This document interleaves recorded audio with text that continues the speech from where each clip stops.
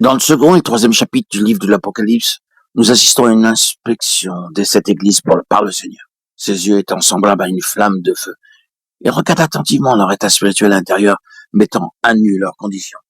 Il analyse, discerne, sépare, plaçant le tout sur deux côtés, tantôt au débit, tantôt au crédit, formant et formulant ainsi leur verdict final.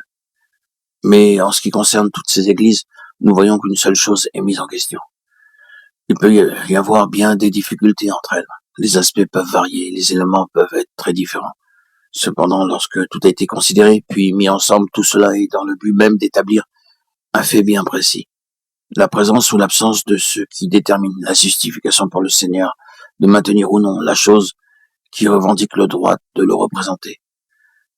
La question pour chacune de ces églises n'était autre que celle-ci.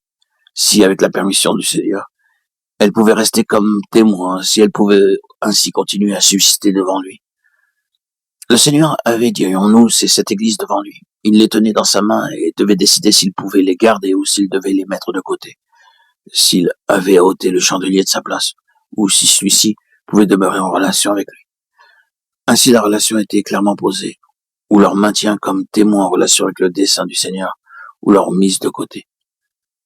Nous avons vu des corps célestes traverser le ciel pendant la nuit, venant de très loin, et tout en s'approchant semblait gagner en luminosité, passer comme un éclair, et puis disparaître complètement dans l'obscurité de la nuit.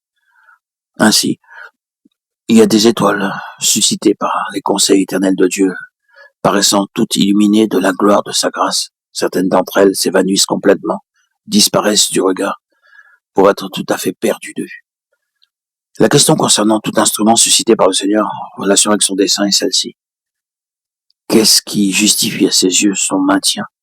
Il est évident qu'il y a des choses qui ne justifient pas pour lui de maintenir certains instruments. Ces lettres aux églises rendent parfaitement clair cet aspect des choses. Ce n'est pas parce que Dieu à l'origine a suscité un instrument que ceci vient de lui, qu'il a été initialement son œuvre, qu'il est contraint de le garder. Cela est parfaitement clair.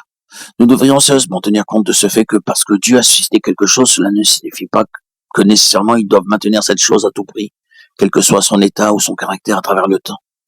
Disons-le encore une fois, ce n'est pas parce que Dieu a beaucoup utilisé un instrument qu'il est obligé de le garder. Qui plus est, ce n'est pas parce qu'un instrument a été une merveilleuse histoire de dévotion envers lui et qu'il fut en un temps précis une très belle expression de sa grâce et de sa puissance que cela constitue en soi un droit sur le Seigneur et qu'il se considère comme obligé en quelque sorte de le maintenir.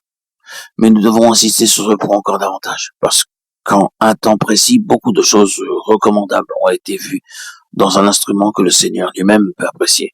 Il est possible que ces choses louables ne soient pas en petit nombre. Néanmoins, le verdict rendu à cette église montre que cela ne justifie pas pour le Seigneur de garder cet instrument à sa place, ou qu'il soit tenu de s'abstenir de le mettre de côté. Cela est une considération des plus sévères qu'il soit.